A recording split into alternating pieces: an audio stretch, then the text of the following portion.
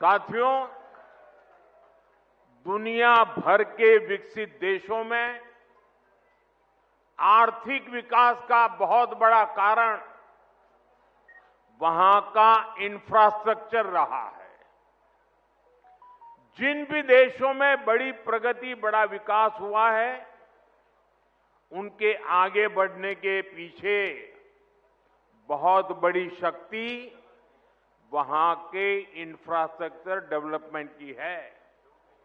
अब मान लीजिए कोई इलाका है, लंबे समय से वहां रेल नहीं जा रही है, रेल की पटरी नहीं है, ट्रेन नहीं आती है, स्टेशन नहीं है, लेकिन जैसे ही वहां पटरी लग जाएगी, स्टेशन बन जाएगा, उस नगर का अपने आप विकास शुरू हो जाता है।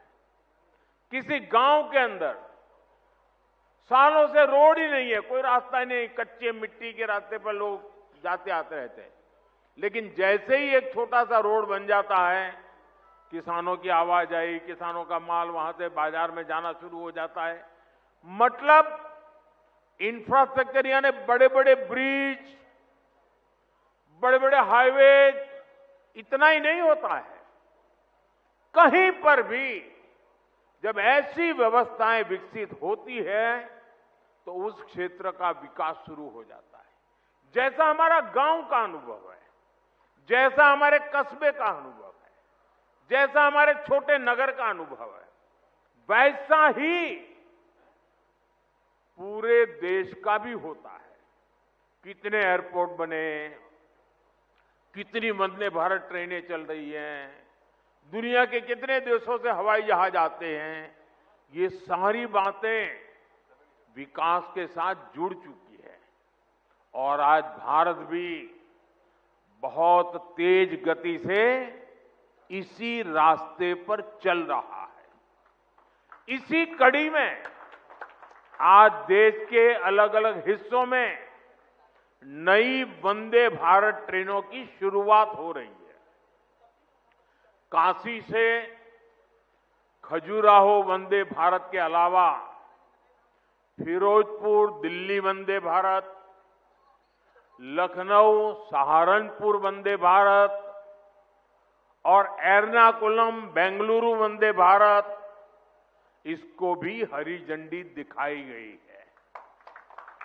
इन 4 नई ट्रेनों के साथ ही अब देश में 160 से ज्यादा नई वंदे भारत ट्रेनों का संचालन होने लगा है। मैं काशीवासियों को, सभी देशवासियों को इन ट्रेनों की बहुत बहुत बधाई देता हूं। साथियों, आज वंदे भारत, नमो भारत और अमृत भारत जैसी ट्रेनें भारतीय रेलवे की अगली पीढ़ी की नींव तैयार कर रही है। ये भारतीय रेलवे को ट्रांसफॉर्म करने का एक पूरा अभियान है। वंदे भारत भारतीयों की, भारतीयों द्वारा, भारतीयों के लिए बनाई हुई ट्रेन है, जिस पर हर भारतीय को गर्व है। वरना पहले हम कर सकते हैं क्या? ये तो विदेश में हो सकता है, हमारे यहां होने लगा कि नहीं होने लगा? हमारे देश में बन रहा है कि नहीं बन रहा है? हमारे देश के लोग बना रहे हैं कि नहीं बना रहे? ये हमारे देश की ताकत है। और अब तो विदेशी यात्री भी वंदे भारत को देखकर अचंभित होते हैं। आज जिस तरह से भारत ने विकसित भारत के लिए अपने साधनों को श्रेष्ठ बनाने का अभियान शुरू किया है, ये ट्रेनें उसमें एक मील का पत्थर बनने जा रही है। साथियों, हमारे भारत में सदियों से तीर्थ यात्राओं को देश की चेतना का माध्यम कहा गया है। ये यात्राएं केवल देव दर्शन का मार्ग नहीं है, बल्कि भारत की आत्मा को जोड़ने वाली पवित्र परंपरा है। प्रयागराज, अयोध्या, हरिद्वार, चित्रकूट, कुरुक्षेत्र, ऐसे अनगिनत तीर्थ क्षेत्र हमारी आध्यात्मिक धारा के केंद्र है।